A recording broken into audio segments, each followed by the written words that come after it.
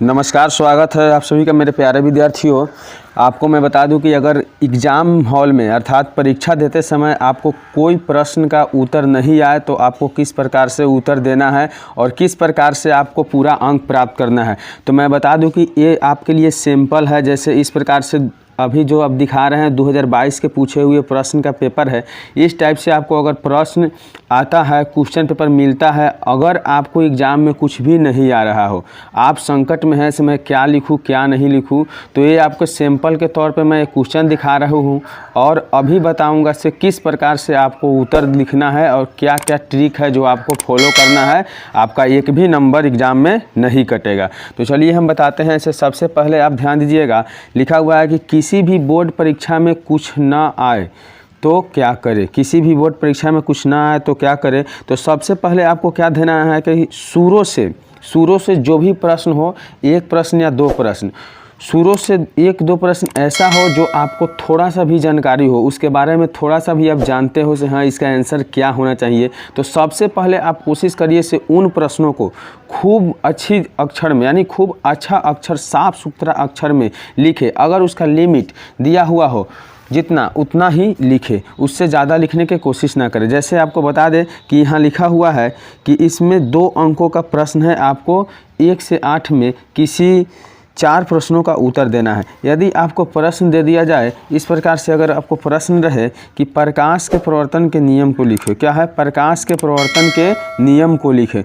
आपको बता दें कि प्रकाश के प्रवर्तन के नियम अगर आप नहीं जानते हैं तो आप सीधा समझ लीजिए कि परावर्तन का मतलब क्या होता है। तो परावर्तन का मतलब यही होता है से कोई भी वस्तु, चाहे कोई भी प्रकाश आपके पास आकर लौट जाता है, उसी को क्या कहते हैं, परिवर्तन कहते हैं। तो आप बिल्कुल इस प्रश्न का उत्तर नहीं जानते थे, लेकिन फिर भी आप सोचिएगा कि परिवर्तन का मतलब क्या होता है। तो किसी भी वस्तु को आकर लौट जाना, चाहे प्रकाश हो तो प्रकाश के आकर लौटने की क्रिया को क्या कहते हैं, प्रकाश का परिवर्तन कहते हैं। तो आप इसका प्रश्न का उत्तर आसानी से दे सकते हैं। अगर ये प्रश्न आपको 2 नंबर से बोर्ड में पूछा गया है तो निश्चित है कि 2 नंबर अगर नहीं भी मिलता है तो 1 नंबर आपको आसानी से मिल जाएगा। लेकिन अगर इस प्रश्न को आप साफ सुथरा लिखिएगा तो आपको 2 में 2 नंबर भी मिल जाएगा। वो कैसे, तो आपको बता दें कि दिया हुआ रहता है, जब भी आप एग्ज़ाम देने जाते हैं तो दिया हुआ रहता है इस टाइप से कि देखिए क्या लिखा हुआ रहता है, आप थोड़ा गौर कीजिएगा इस बात पे।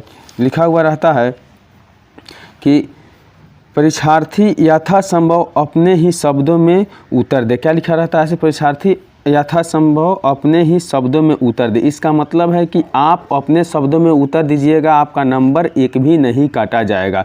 तो चलिए, आपका पहला स्टेप ये रहा कि आप शुरू से 2 से 3 पेज में वो प्रश्न लिखेंगे जो आपको थोड़ा भी याद हो। अब हम बात करेंगे दूसरा स्टेप क्या है, दूसरा ट्रिक क्या है।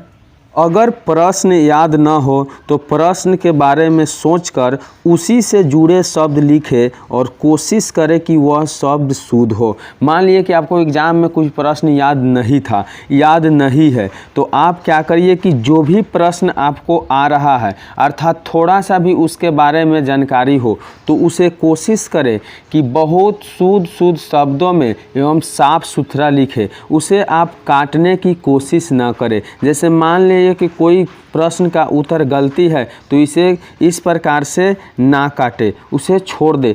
ओवरलैप करने से क्या होता है कि जो चेक करता है आपका कॉपी, वो समझता है कि इसे जानकारी नहीं था, अन्यथा ये क्या किया है से कुछ न कुछ गलत ही लिखा होगा। तो आपको क्या करेगा, उस प्रश्न का उत्तर जो भी लिखिएगा उसे काट दिया जाएगा और 2 अंक का हो चाहे 3 अंक का हो, उसमें से एक भी अंक आपको नहीं दिया जाएगा। और उसके साथ साथ जो आपके कॉपी चेक कर रहे होंगे वो आपके ऊपर गुस्से हो जाएंगे।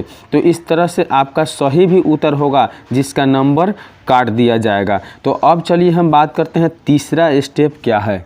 तो आपको बता दें कि आपका तीसरा ट्रिक क्या है। तो तीसरा ट्रिक है कि याद रहे कि एक भी प्रश्न परीक्षा में नहीं छूटे, अर्थात जो प्रश्न पूछा जाए उसके बारे में कुछ ना कुछ ज़रूर लिखे। आपको बता दें कि लिखा हुआ रहता है कि किन्हीं 4 प्रश्नों में 2 प्रश्नों का उत्तर दे। तो आपको याद रहना चाहिए कि 2 प्रश्न का उत्तर 4 में से ज़रूर देना है। ऐसे ना करें कि एक प्रश्न का उत्तर दे और दूसरा प्रश्न को छोड़ दे। इस प्रकार से बिल्कुल नहीं करना है। 4 प्रश्नों में से आपको 2 प्रश्न का उत्तर देना है, तो निश्चित है कि आप 4 प्रश्नों में से 2 प्रश्न का उत्तर अवश्य लिखेंगे। इससे क्या होगा, यदि वह प्रश्न अगर 5 अंक का हो, अगर आपके अक्षर में कुछ अशुद्धता हो या आपका उत्तर सही नहीं हो, फिर भी आपको 3 नंबर लगभग दे दिया जाएगा। तो चलिए तीसरा ट्रिक ये है। अब हम बात करेंगे चौथा ट्रिक क्या होता है।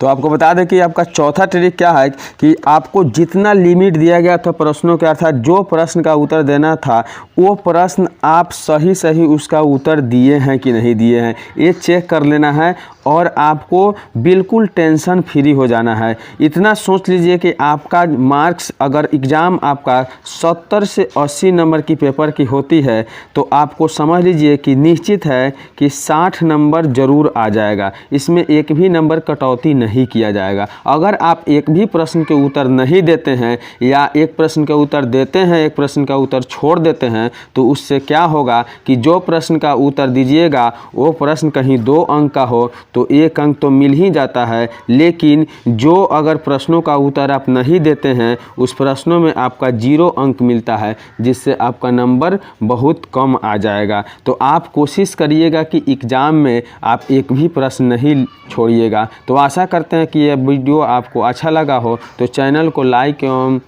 सब्सक्राइब करना ना भूलें और वीडियो को शेयर करें। धन्यवाद।